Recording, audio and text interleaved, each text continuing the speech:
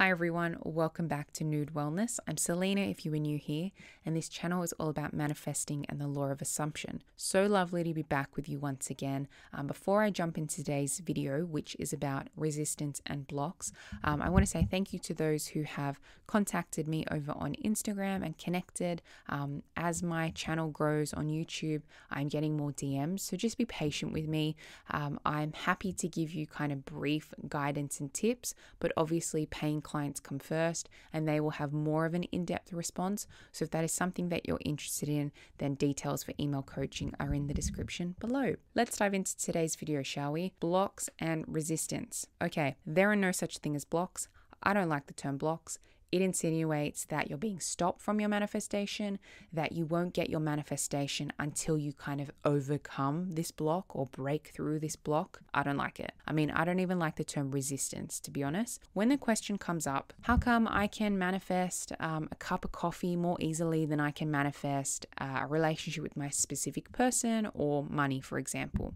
The answer to that question by many people and for ages has always been, oh, it's because you have less resistance to the cup of coffee and that's why you can manifest it more quickly. I don't like that concept.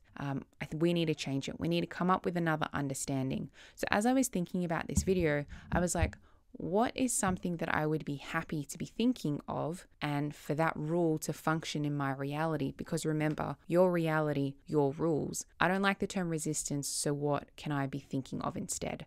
And I would much prefer to think that the idea, well, I guess the reason why it takes a little longer for some things to manifest or pop into your 3D than other things is just because there are more things that need shifting behind the scenes for some manifestations than there are others. For example, there may be more things to shift behind the scenes when it comes to manifesting a relationship with your SP than there are with manifesting that cup of coffee. And it's not a perfect concept, but the reason why I kind of like thinking of that is because it takes the ownership off of you and there is no blame. There is no, oh my God, I'm doing something wrong. I've got blocks, resistance, I need to get through.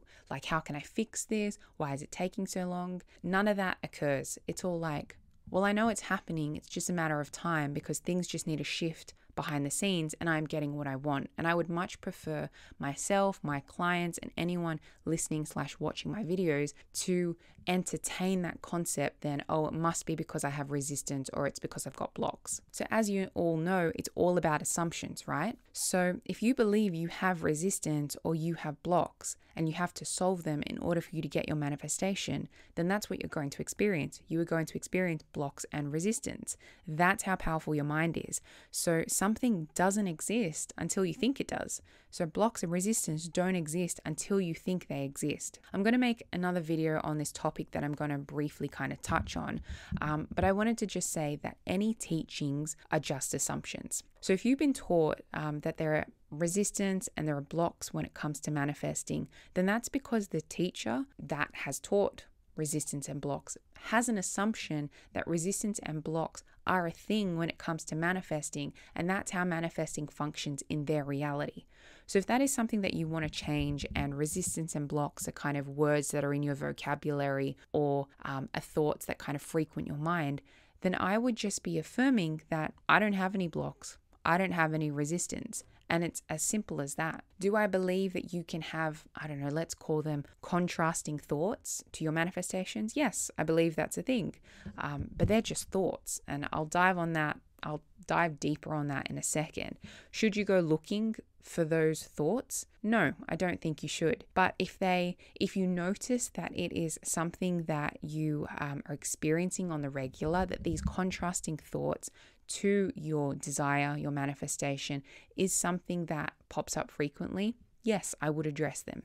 For example, if you're manifesting a relationship and whenever you think of a relationship or you think of dating in general, the thought pops up that, oh, in order for me to get this relationship that I want, or in order for me to start dating, I need to lose this amount of weight. And that's something that just comes to your mind whenever you think about relationships and dating. You don't have to even really think about it. It just naturally occurs. Then that's something that I would address. Does it have to be tedious and painful? No, it's simply just thinking what you want to think. Because you have made that rule that in order for you to get that relationship, you need to lose this amount of weight.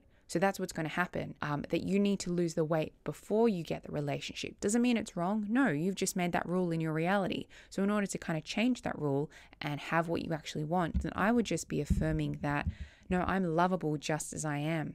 I don't need to lose any weight in order to be in a relationship, or in order to be in a relationship with so-and-so. I'm God, I'm perfect.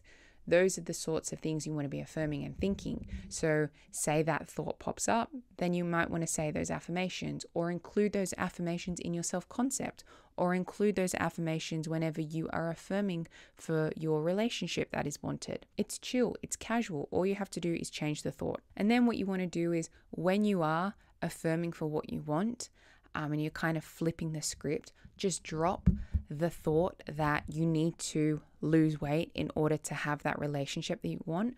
Drop that thought completely from your awareness, disassociate it from it completely, and just watch as things shift for you. And it'll be amazing, I promise. But again, like I said, you don't have to go hunting for thoughts like this, for these contrasting thoughts, in order for you to get your manifestations. I mean, if the word contrasting is triggering, you don't like it, drop the idea of contrasting. Essentially, they're just thoughts. And the reason why I kind of labeled them contrasting thoughts is just so you kind of know what I'm talking about in this video.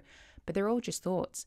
No thought is good or bad when it comes to what you truly want. It's just, is it moving me in the direction of my manifestation, or is it not? Or am I putting up rules like, I need to lose this amount of weight in order to get the relationship that I want? Is that something that I want? No, it's not. Well, then just change the thought. So that's today's video. I intend that you found this really helpful.